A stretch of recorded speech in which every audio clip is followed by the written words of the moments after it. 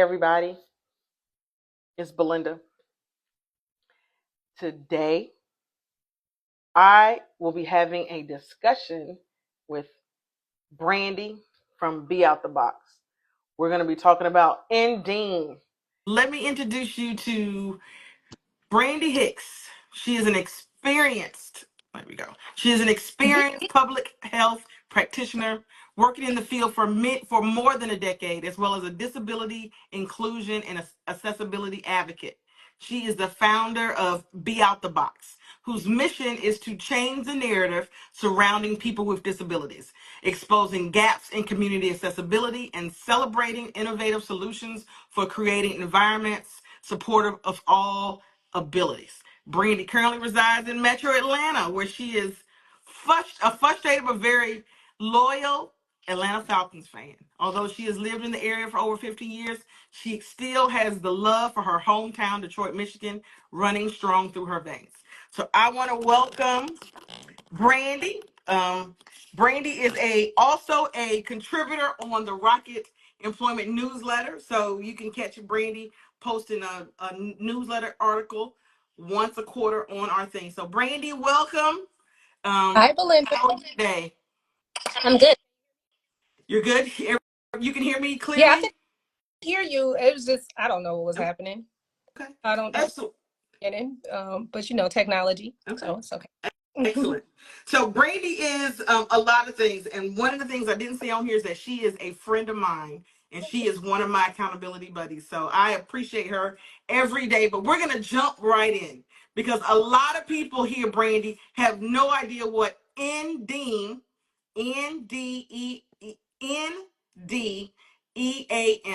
means or stands for. So can you tell everybody what that means? Yeah, it's National Disability Employment Awareness Month that is acknowledged throughout the month of October. So believe it or not, we are on the cusp of October, guys. So On Tuesday. We'll be starting that off. And so what it is just a time for us to celebrate the contributions of people with disabilities in the workplace, as well as take some time to look at the practices and missions of different businesses around just making sure they're supportive and inclusive of people with disabilities. And this year, I'm really excited about the theme. So every year, the Office of Disability Employment and the Department of Labor, they come together. I think they work together on this, and they select a theme. And so this year the theme is access to good jobs for all. And I really like that. I mean, it's like all things are good, but this theme in particular is really good because I think it's getting at a lot of parts around just working in the world now, this period. Like, we all need access to good jobs for all, right? Right. Just thinking like pay equity and the hiring practices and having opportunities that are fair amongst people of different classes and races and genders and all those things. And so I think it's really important when thinking about the disability community because people don't really think about some of this. And I know you just asked me one question. I'm spiraling You're doing already. good. You're doing good. I'm going on in already, and you didn't ask me all of this. But no, because it just hits me because I think a lot of people don't realize or think about the poverty level in the disability community. There are more people in the disability community that are impoverished than some other groups. And part of this is because the job market and the access to jobs, and also just thinking about pay equity. Like, it's you can look this up and you're going to find a different stat for or a different range for this. But I saw everything as far as like as low as 66 cents to like 84 or 85 cents to the dollar. So a person with a disability could potentially make 66 cents to 84 cents to the dollar for somebody on the dollar as compared to someone who doesn't have a disability. So how is that fair? And why is that? And so that's why this theme of access to good jobs for all is so important for us to take a look at throughout this month or this next month. Right, because the unemployment rate for workers with disability is more than twice as high as for just the general population. And I think a lot of people don't realize that, which is why it's important for NDEAM to be celebrated and to be known. And again, a lot of people don't know that. Now, let me ask you, what can employers do in the month of October, which, like Brandy said, is right around the corner? As a matter of fact, it's Tuesday. So October 1st is Tuesday. So what can employers do to enhance or bring awareness to NDEAM?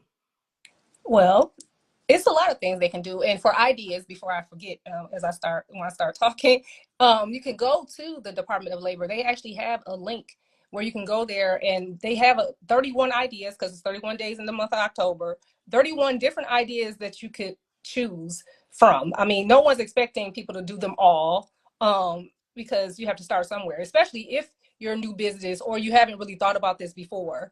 So just kind of looking through that list to figure out some things that might hit you and be something that's within your wheelhouse at this time. But for bigger companies or people who have thought about it, then maybe you can challenge yourself to do more.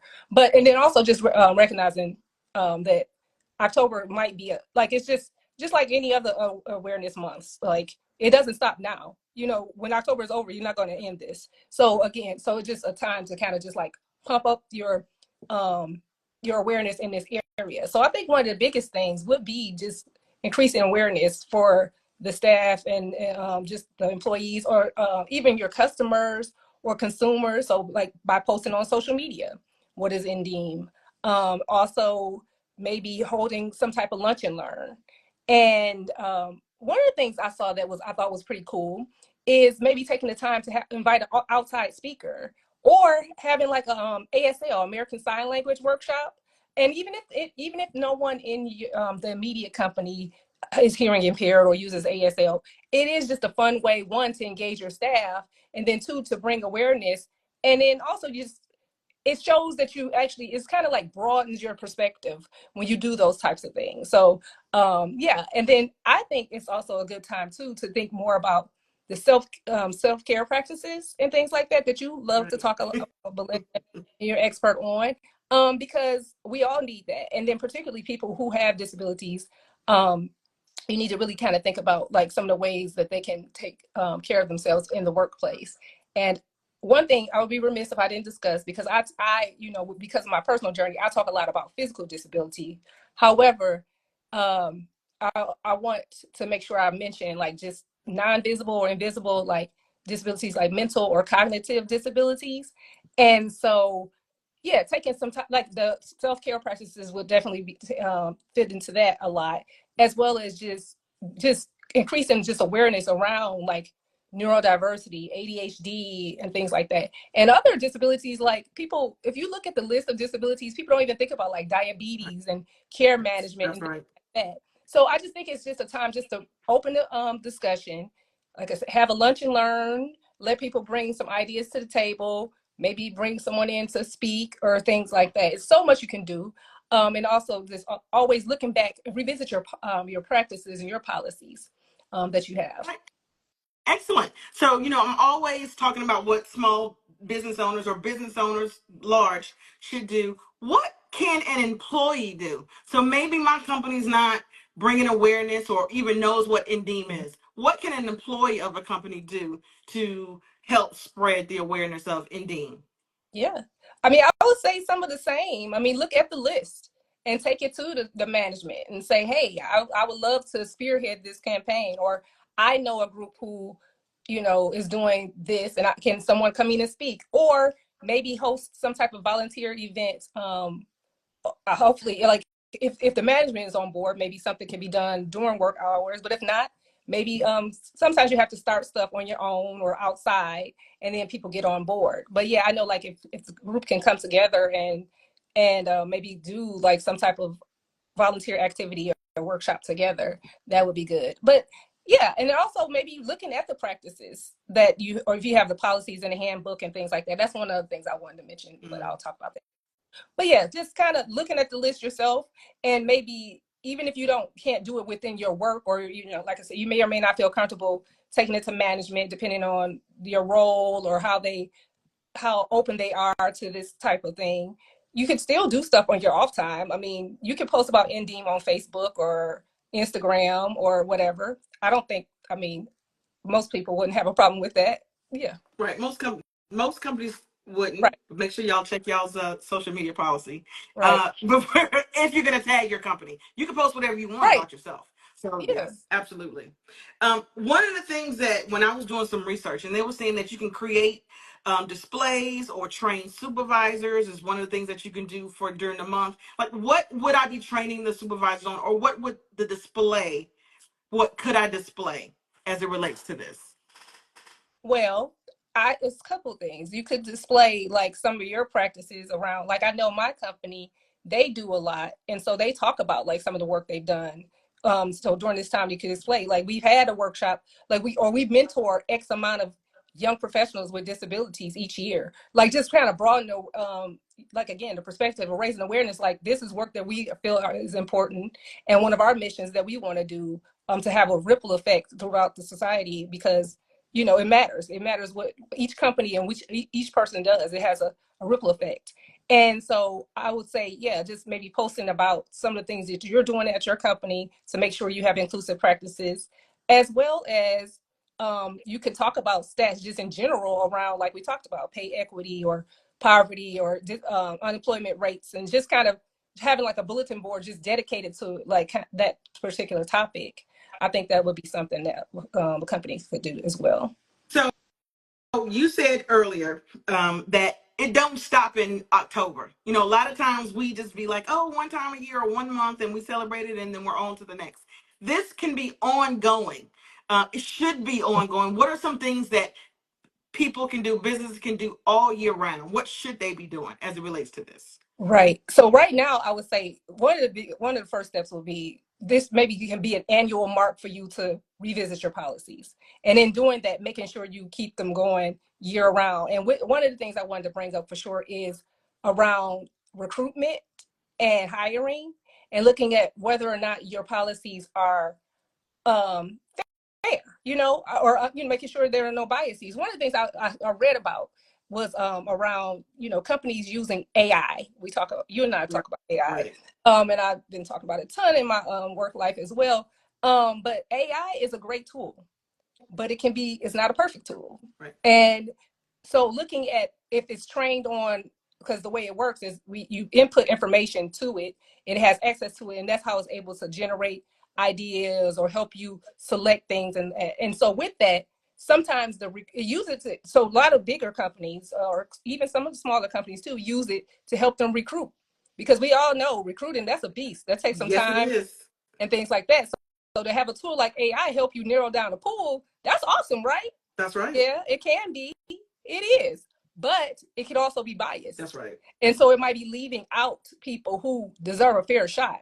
So just making sure, just in your own recruitment policies, whether you're doing it, personally, or you're using some type of tools, whether it's AI or any other thing, making sure it's being fair, and you tune it up to make sure you're able to like interview and give everybody a fair shot with that.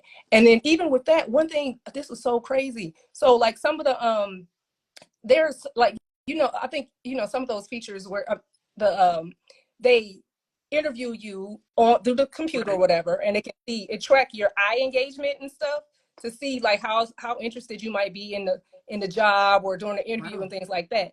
So it was a tool using that.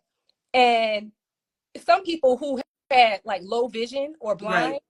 it was not giving them the credit for being engaged, but their eye traction wouldn't move the same Right. as people who might not have visual impairments. So that's something a lot of people just would not think about.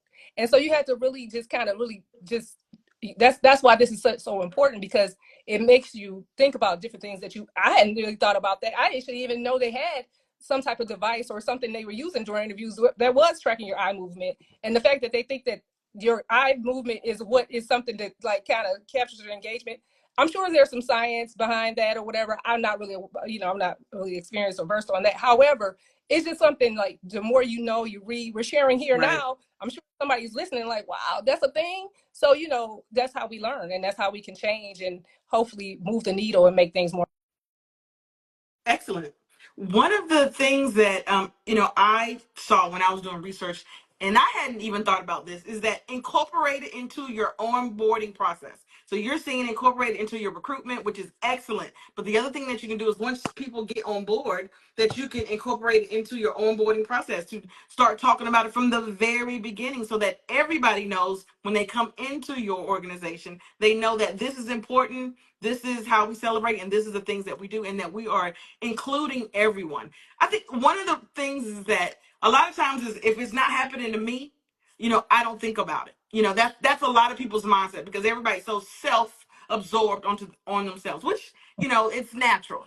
But people are missing, people are excluding gaps of populations that which is one of the reasons this is important because we need to include. And when you include everyone, you'll have a more diverse, a more productive people who want to be at the job or be, around you. You will have a better workforce. And I think a lot of employers were so used to doing things.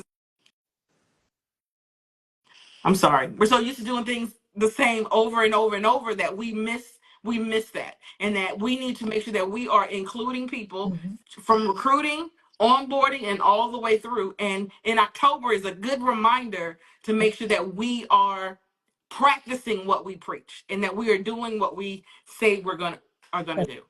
That's right. So what else would you like to add to the conversation, Brandy, as it relates to this? Because I know before I go any further, I said earlier, I don't know if anybody heard that Brandy is one of our contributors on our newsletter. That she writes once a quarter, and I know her next post, which will be coming out next Friday, is on this topic. So if this is something that you're interested in, then you might want to sign up for our newsletter. It's free, and you can get more information as it relates to NDEAM from Brandy. So, Brandy, what else would you like to add to this topic? Because I have a quiz that I'm going to give the people that are on here that I want to give. It's a 2-question quiz to see what people think. So, what do you want to add? I guess the only other thing I would, because you always ask, what can people do? And we several things they can do, but I think it also just starts with being flexible too. We've changed a lot over time, but definitely just looking at the last 4 years, right? Just the whole thing, shifting from working in the business office all the time to people being more open to working remotely. Then we have hybrid. We do have now Amazon who wants everybody to go back to the office. Can't wait to see how that works out. Different things like that. But in any case, though, just being flexible, because I think it's so many, we're all different, we're all unique, we all have different needs. And so when working with people, you just have to figure out what is going to work for them and keep an open mind to be able to support your staff and your coworkers and your teams and all of that. And so that's one of the things I would say about this, because I know some people shut things down like, because we didn't talk, I did bring up neurodiversity and cognitive disabilities, but going back to my home, as far as physical disabilities go, people want to shut things down because they think about costs and they think about, the barriers. But what happens on the other side of that? Okay. I mean, what great benefits could come to your company if you put in that ramp, if you allow the employee to work from home, if you get those e-readers or, whatever it is, or you get the app so that you can have transcription for your meeting. So people who may not be able to hear will be able to follow along better. And then also just having good practices and being, to me, I mean, and I'm biased on this, I'm not even going to hide it. It's also just about being a better human. I mean, think about if it were you. Think about if it was your relative. And also think about the fact that it could easily be you or your relative, because we don't know what happens tomorrow. And so just being a good citizen of a community, a good steward, it's just making sure people have that fair shot. And so everything doesn't always cost as much as we think. Also thinking about, I want to shout out to Jan, the Job Accommodations Network. They have a lot of tools and information around resources that businesses, especially small businesses, could tap into for grants and things like that if they have employees who need different support that would cost a little bit of money. So look into that. And so just not just automatically shutting things down and thinking it's going to be too hard or too expensive. That's right. They need to think outside the box. They need to be outside the They box, do. right? And I know that's one of the things that you can help employers do as well, and point them into the right direction Yes. as well. Um, so I have a question for the audience, and I'm going to start with, when did the United States first begin celebrating disability employment awareness? What year? Do you think it was 1945, 1955, 1965? So I gave you multiple choice: 1945, 1955, or 1965. When did you think the United States first began celebrating disability awareness? I'm sorry, disability employment awareness. So it's a mouthful. Somebody, Stacy puts 1945. So that's one. And we have anybody else who thinks what year it was? I know what the year is. But what year do you think? 65. Somebody said 65. So I got Angela said 65, and I got a 45. Do I get a 55? So it's 1945. 55 or 65 were the options. What and when did the United States first begin celebrating disability employment awareness? Um, so I'm gonna say the answer is, drum roll, 45.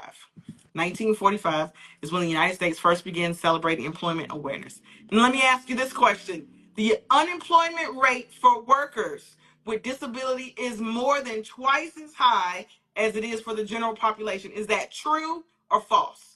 The unemployment rate for workers with disabilities is more than twice as high as it is for the general population. Is that true or What's false? What do crazy? you think it is? NDEAM. Huh? What's crazy is NDEAM started before the Americans with Disabilities Act. That's There you go. When was the American Disability Act started? 1990. 1990. So true, Stacey said true, that the unemployment rate for workers with disabilities is more than twice as high as it is for the general population. Is that true or false? We got one true. I think, are we scared to put on there? The answer is, I'll go with, it's true. The unemployment rate for workers with disabilities is more than twice as high as it is for the general population. And then earlier in this post, Brandy said that workers with disabilities are paid less than people without disabilities. She said from 60% all the way up to 80 something Mm-hmm. percent on the hour, to the hour, dollar amount. I'm sorry, not to the hour, dollar amount. Mm-hmm. So not only is the unemployment rate twice as high, that when they get employed, they are paid less than, significantly less than people without disabilities, which is why one of the reasons why organizations and awareness month like NDEAM is so important. It is so important. And that, as Brady said, we need to be good human beings, good citizens, and do our part. Employers, I'm talking to you. Small business owners, I'm talking to you. There are things that you can do. It's not expensive, because I know you may be thinking cost. How much is it going to cost me? That's not what you need to be thinking of. You need to be thinking of the investment that you're going to make in somebody else, because you'll get that 3 times fold. So that is important. That's the importance of NDEAM, to bring awareness to everyone. And if you are a small business owner and you need help, reach out to Brandy, Be Out the Box. I will have her contact information later. You can also reach out to, she gave some resources on places that you can go to help with getting resources for it. You can research online. I mean, that's free. You can Google some things that you can do. And to remember that it's more than just October. Yeah. It's all year long. And I want to close with Brandy, you answering this for the audience. If you had one thing to say about why NDEAM is important and what people should know about it, what would it be? I think the biggest thing is just it's important to increase awareness. I mean, it's called National Disability Employment Awareness Month, because it's about increasing and encouraging awareness of not just the gaps and things that people can do, but also the things that have been done, and also celebrating the progress and the contributions of people with disabilities. Because one of the things that we did not go into too much, though, is like, I know ROI, that's an acronym that's common in businesses. What is the return on investment? Right. The ROI for employing people a diverse group of people, whether it's by gender, race, what age, disability, whatever, is great. And with just disability alone, like innovation increases, productivity increases, like they see more growth in revenue and with products and things like that, because everybody doesn't think like you or work and operate like you. So just it increases the expansion and the diversity in your products even with that. So I would just say that. So I want to thank you all for coming on. We started early because we want to make sure everybody on Tuesday, which is October 1st, that we get a jump start on celebrating NDEAM. Talk to your employer if they haven't started talking about it. Talk to your employer and say, hey, what are we doing? Employers, small business owners, you need to be thinking, hey, what can I do? It starts Tuesday. It starts Tuesday. It's important. It's important for everybody. I want to thank Brandy from Be Out the Box from coming on today and sharing her expertise. Again, I will put her contact information, how to reach her, when I post this video. It will also be on YouTube as well. And again, next week, Brandy's a contributor on the Rocket Employment newsletter. I said that already 3 times. I'm saying it again at the end. Next week, her post comes out about NDEAM. So if you want to know more information, subscribe to the newsletter. It's free. You're going to get some Yeah. resources in there as well. So again, I want to thank everybody for coming on today. I want to wish everybody a happy Friday. I hope both Brandy and I are in Georgia. So I hope anybody in Georgia or Florida, they're dry. I hope your power is on or coming on as soon as we hang up. I hope all of that. So wishing everybody a wonderful weekend. Thank you all. Thank you, Belinda. Thank you. Bye.